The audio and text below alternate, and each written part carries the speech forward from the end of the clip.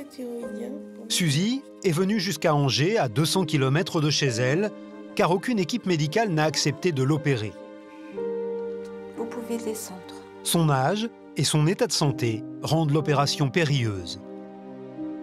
Mais Suzy a besoin d'aide. Elle sent qu'il y a urgence. Oh là là, la masse graisseuse, oui. Je ne pensais pas qu'il y avait autant de masse graisseuse comme ça. Regardez, tout ce qui est en jaune, eh ben, c'est de la masse graisseuse, tout ça. Regardez tout ce que j'ai là. Vous êtes inquiète pour votre santé, en fait? Ben oui, je m'inquiète pour ma santé, encore plus. Surtout quand on commence à prendre de l'âge, je crois. On est moins fort quand même. On est moins fort, on se dit qu'il faut faire quelque chose, sinon, bon, ben, peut-être dans 3-4 ans, tu ne seras plus là. En Vendée, Suzy habite à Saint-Gilles-Croix-de-Vie, une petite station balnéaire. Elle vit seule dans un faubourg de la ville. Dans ce petit immeuble où elle s'efforce de conserver son autonomie. Elle habite au premier étage, il n'y a pas d'ascenseur.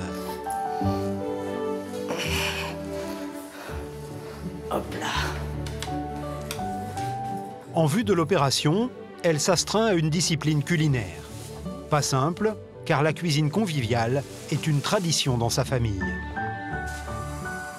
Tout le monde à la maison faisait de la cuisine.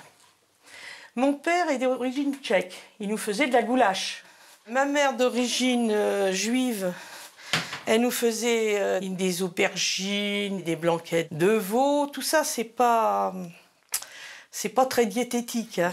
Puis ils mettaient beaucoup de beurre, le beurre était sur la table. J'ai été élevée là-dedans. Puis il y avait toujours des grandes tables à la maison, toujours des invités, toujours des gens, même de passage.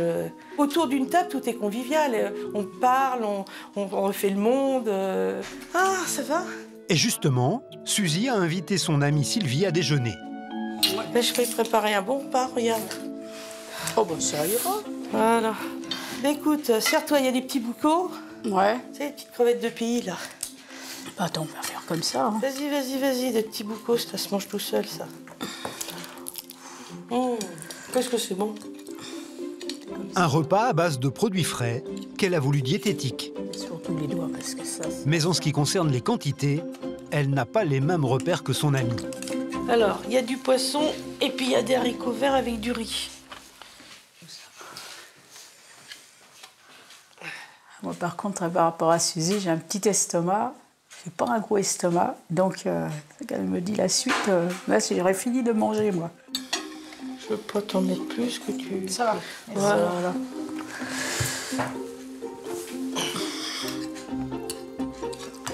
Voilà. T'en reprends du poisson, il est bon. J'ai plus faim. Ah ben non, tu prends quelques fraises. Oh non, Sylvie. Alors, une fraise. Ça suffit. Ouais. J'ai pris des bonnes fraises. C'est bon, ça.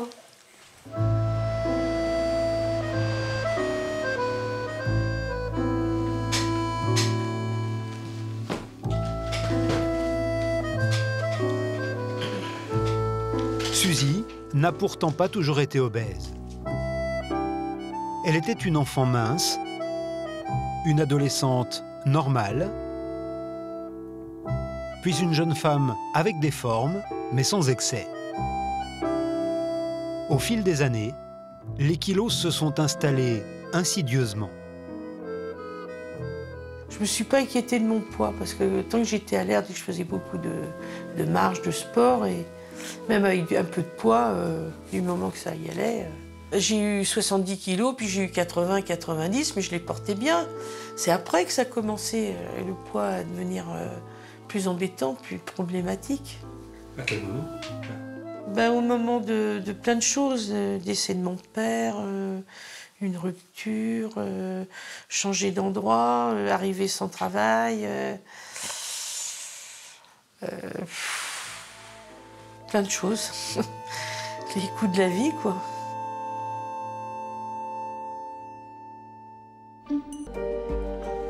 Madame Okadlik? Oui. Bonjour. Ah, bonjour. Bonjour, madame.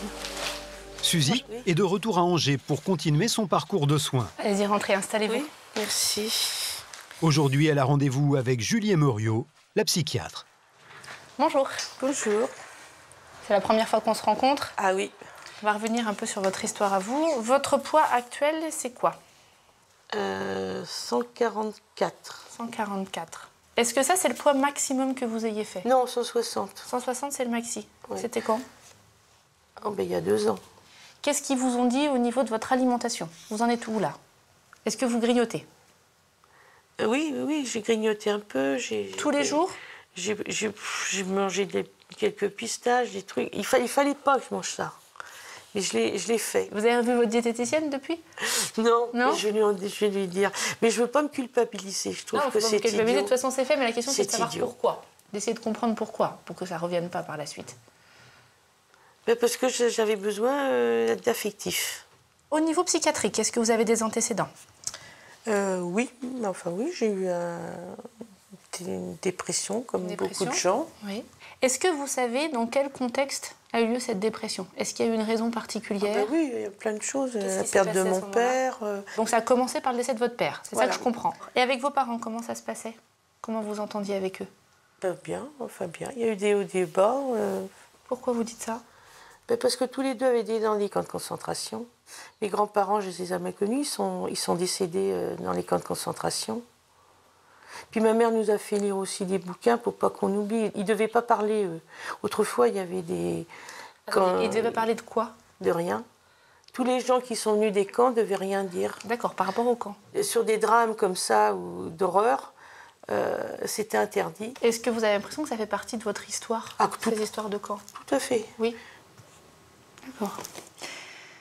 Je vois qu'il s'est passé beaucoup de choses dans votre vie, Oui, en effet. oui. Vous traînez pas mal de choses quand même, d'histoires des uns et des autres. Vous avez l'impression que l'alimentation, elle peut combler au niveau affectif. Qu'est-ce qui vous manque au niveau affectif?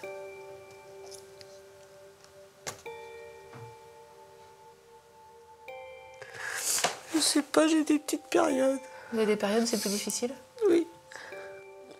Tant que j'étais avec mes parents, il y avait plein de monde à la maison qui débarquait. Il y avait toujours une assiette de plus.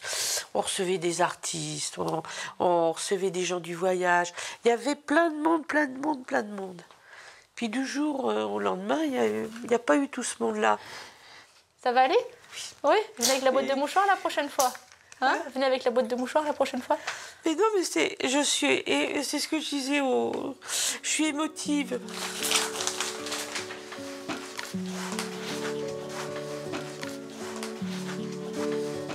C'est une histoire compliquée. On sent que c'est vraiment d'abord une patiente qui a en effet énormément besoin de parler et puis qui traîne énormément de choses, des histoires des uns et des autres. Et en fin de compte, on se rend compte qu'on a peu d'informations sur elle. Si son dossier passait dans 15 jours en commission, je ne pourrais pas donner un avis favorable. Il y a trop de problèmes là. On est encore trop dans l'émotif et la répercussion sur l'alimentation. Il faut que cette patiente-là, elle ait travaillé des choses avant. Mais elle peut très bien être opérée à la fin. Suzy doit cependant se dépêcher de régler cette lourde histoire personnelle. Elle a déjà dépassé les 60 ans, la limite d'âge habituelle pour être opérée. Je suis vraiment décidée. J'en ai parlé encore hier à mon médecin. Elle m'a dit, vous avez mis du temps, mais on voit que vous êtes décidée, et c'est vrai. Pour moi, c'est une bonne journée.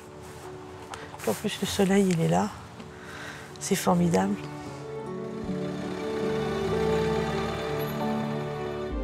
Suzy n'a toujours pas été opérée, mais elle a bon espoir de l'être cette année.